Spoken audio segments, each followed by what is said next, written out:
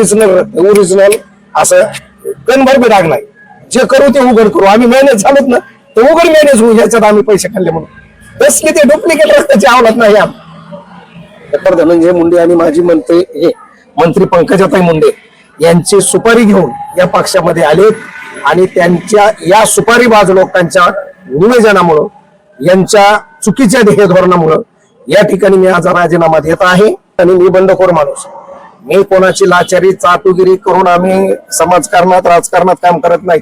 आम्ही या परळीच्या भूमीमध्ये सगळ्या जाती धर्मातल्या लोकांना सोबत घेऊन अहोरात्र कष्ट करणारे, शेतकऱ्यांसाठी सामान्य लोकांसाठी आवाज उठवणारे लोक आहोत. त्या लोकांनी एवढा नालायकपणा केला की आज पूर्णपणे या ठिकाणी आम्ही संपलो. काही राहिलं नाही. आमचं लाज वाटायला पाहिजे आम्हाला की लोकसभेला आम्हाला या ठिकाणी 74 74 मतदान पडलं. विधानसभेला आम्हाला त्याच्यात 21-22 हजार मतदान कमी होतंय. काय नालायकपणा आहे. इथं जे काही चुकीचे लोक आहेत त्या चुकीचे, पण या ठिकाणी माझा खासदार साहेबांवर नक्कीच आरोप आहे किंवा खासदार साहेबांचं सुद्धा चुकीचं ध्येय धोरण या ठिकाणी कारणीभूत आहे. खासदार साहेबांना या ठिकाणी आत्मचिंतन करायला पाहिजे. सांगतो, आमच्या पक्षातले काही पदाधिकारी दलाल समोरची सुपारी घेतलेले या हरामखोरांनी तिकडे फोन करायचे, त्या आंदोलनाला जाऊ नका. हे पेड कार्यकर्ते आमच्या पक्षात आहेत. करायचं काम कसं ते आपण आलेलो शिरसळ्यामध्ये राष्ट्रवादी शरदचंद्र काँग्रेस पार्टीचे जिल्हा सरचिटणीस देवरावजी लुगरे महाराज आपल्यासोबत जोडलेले आहेत. त्यांनी काही वेळापूर्वीच त्यांच्या जिल्हा सरचिटणीस पदाचा राजीनामा दिलेला आहे. नेमकं काय कारण आहे, त्यांनी राजीनामा का दिला आणि त्यांची पुढची दिशा काय असणार ते आपण जाणून घेणार. महाराज, तुम्ही काही वेळापूर्वी तुमच्या जिल्हा सरचिटणीस पदाचा राजीनामा दिला, नेमकं कशामुळे दिला, काय कारण होते आणि पुढची तुमची दिशा कशी असणार आहे एकंदरीत? सर्वप्रथम माऊली न्यूज नेटवर्क चॅनलच्या सर्व प्रेक्षकांना, भारतीयांना आज गणतंत्र दिनाच्या मनपूर्वक सदिच्छा. आणि आज महामानवांनी आपल्याला या ठिकाणी स्वातंत्र्य मिळाल्यानंतर या भारताला संविधान जे तुम्हा आम्हाला सगळ्यांना न्याय देतं, तुमचा आमचा सर्वांचा ग्रंथ आहे, तो ग्रंथ या ठिकाणी देशाला समर्पित केलेला आहे.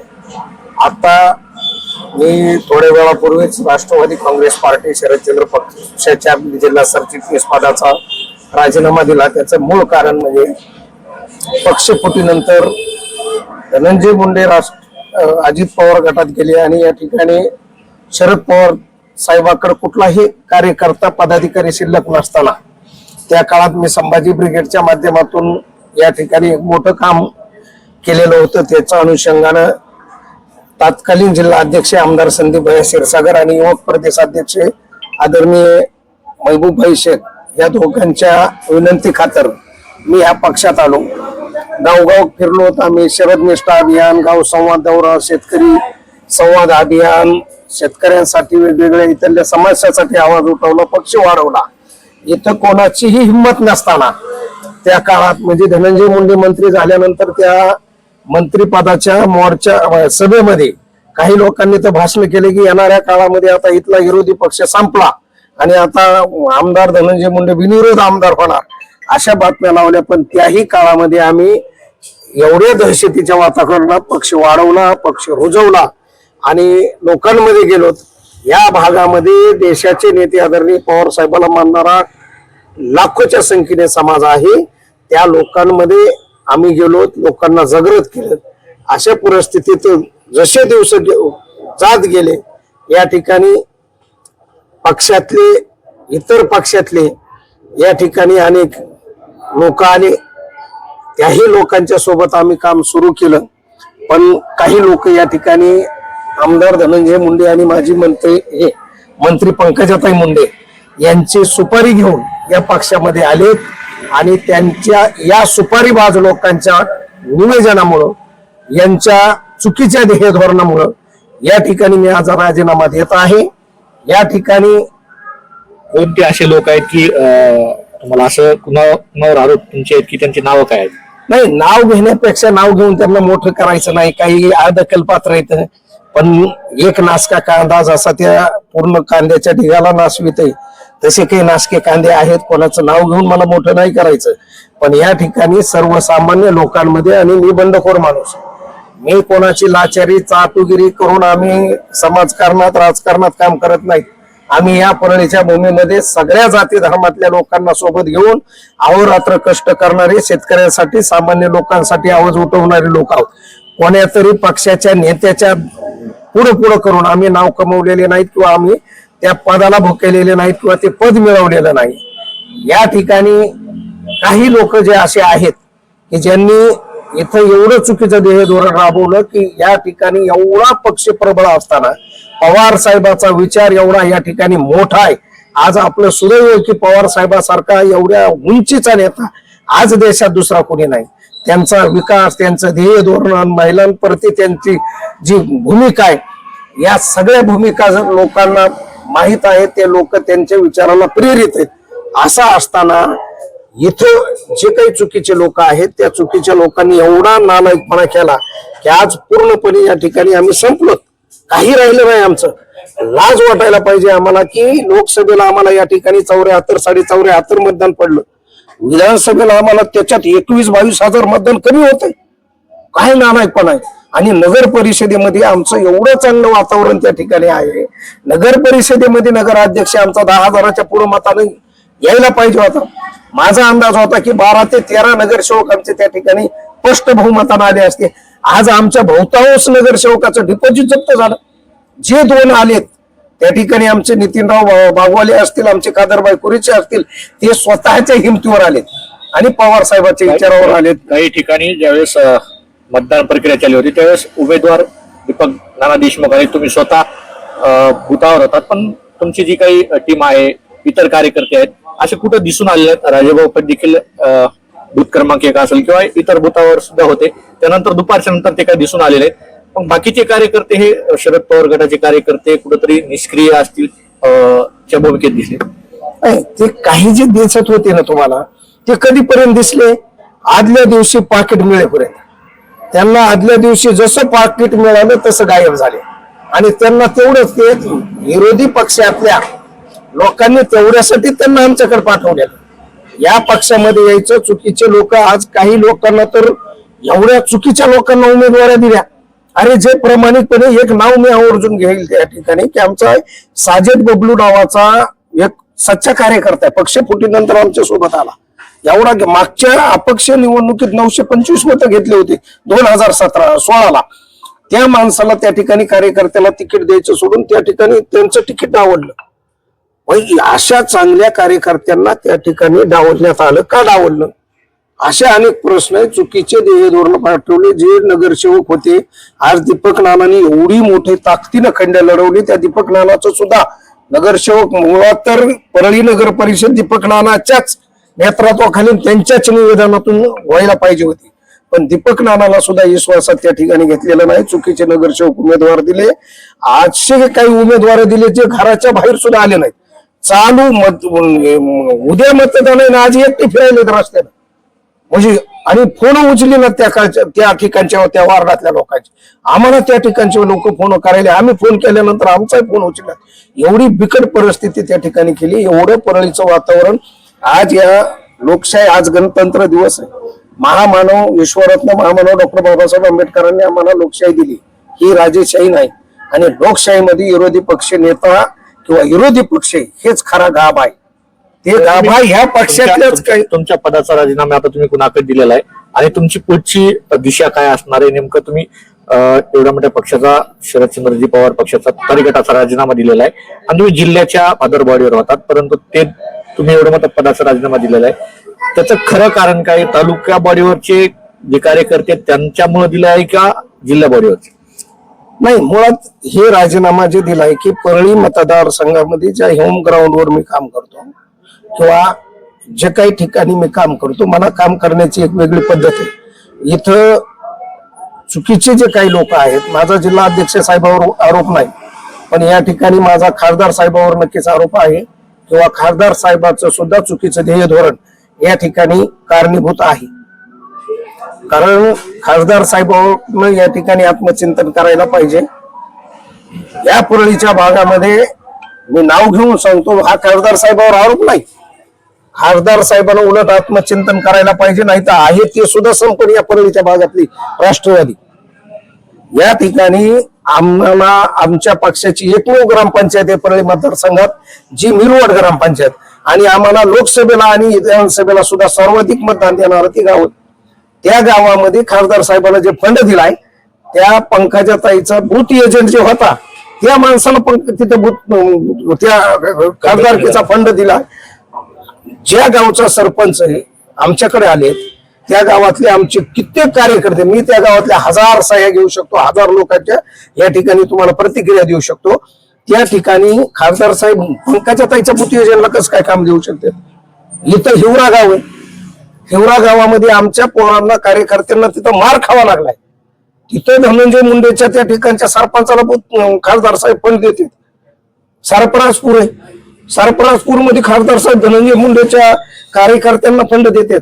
उदाहरण लुगडे महाराष्ट्र गुत्तेदार आहे, मला कामातलं काही कळत बी नाही किंवा मी आयुष्यात त्या खासदार साहेबाला फंड मागितलं नाही किंवा ते काम बी मागितलं नाही. मी त्या क्षेत्रात कामही करीत नाही, मी लोकांसाठी जगतो. पण प्रश्न असा येते की ज्या मिरवट गावामध्ये खासदार साहेबांना पंकजाताईच्या बूथ एजंटला फंड दिला, त्या गावातल्या लोकांनी जे आमच्या पक्षासाठी जीवाचा रान केलं त्या हिवऱ्यामध्ये आमच्या कार्यकर्त्यांना तर मार खाल्ला. त्या लोकांचे काय रडला. मिरवटचे उपसरपंच आहेत माऊली इंगळे, रडले माझ्यापाशी येऊन, रडले अक्षरशः. काय करायचं म्हणजे? आणि हे त्रास आहे ना हे माणसं. मग ह्या खासदार साहेबांच्या मधल्या काळामध्ये ज्यावेळेस 2 ते 3 वेळेस अतिवृष्टी झाली त्यावेळेस खासदार बजरंग सोनवणे यांनी आपल्या या भागाचा पाहणी दौरा केला. त्या पाहणी दौऱ्या दरम्यान ज्या ज्या शेतकऱ्यांच्या शेतामध्ये ते थांबले, ज्या ज्या शेतकऱ्यांची त्यांनी पाहणी केली त्याच शेतकऱ्यांना अनुदानापासून, अतिवृष्टीच्या अनुदानापासून वगळलंय. त्यावर देखील खासदार कधी बोलताना दिसून येत नाही. अशा काही गोष्टी आहेत जे की त्यांचे कार्यकर्ते कुठेतरी लांब चाललेत, कार्यकर्ते सोडून दुसऱ्यांना फंड देणं, अशा अनेक गोष्टीमुळे सुद्धा देखील पक्षात कुठेतरी कमकुवतपणा येणं आणि कार्यकर्ते सोडून जाणं अशी देखील बाब आहे. नक्कीच आहे. मग त्या ठिकाणी जे खासदार साहेबांना दौरा केलाय त्या दौऱ्यानंतर खासदार साहेबांचं पाठपुरावा करण्याचं काम आहे. आम्ही कोणाच्या जीवावर करायचं, कोणासाठी करायचं? इथं येऊन काय पवार साहेब, आदरणीय पवार साहेब असतील, सुप्रियाताई असतील, जयंत पाटील साहेब असतील, शशिकांत शिंदे साहेब असतील, आदरणीय रोहित दादा असतील, ते तर इथं येऊन करणार नाही. या बीड जिल्ह्याची जिम्मेदारी खासदार साहेबाकडे. आणि नक्कीच माझा आरोप नाही तर ही वस्तुस्थिती खासदार साहेबांचं 100% प्रामाणिक कार्यकर्त्यांना या ठिकाणी पूर्ण संबंध बीड जिल्ह्यात, मी जिल्हा सरचिटणीस आहे आणि हे टोक ते टोक प्रत्येक कार्यकर्ता पक्षातला मला ओळखते आणि जबाबदारीने बोलतो की खासदार साहेबांनी हे टोक ते टोक इतर लोकांना त्या ठिकाणी ताकद देण्याचं काम केलंय आणि पक्षातल्या लोकांचं खच्चीकरण त्या ठिकाणी करायचं. मुळात मला जे जाणवायले की खासदार साहेबांना स्वतःचा गट तयार करण्याचं ते धोरण दिसायलंय. म्हणजे उद्या जर काही करायचं झालं तर इथलं ते सगळं गबा उचलायचं आणि घेऊन जायचं. ही जी काही पद्धत असती तशा पद्धतीचं ध्येय धोरण या ठिकाणी खासदाराचं नक्कीच मला दिसत आहे.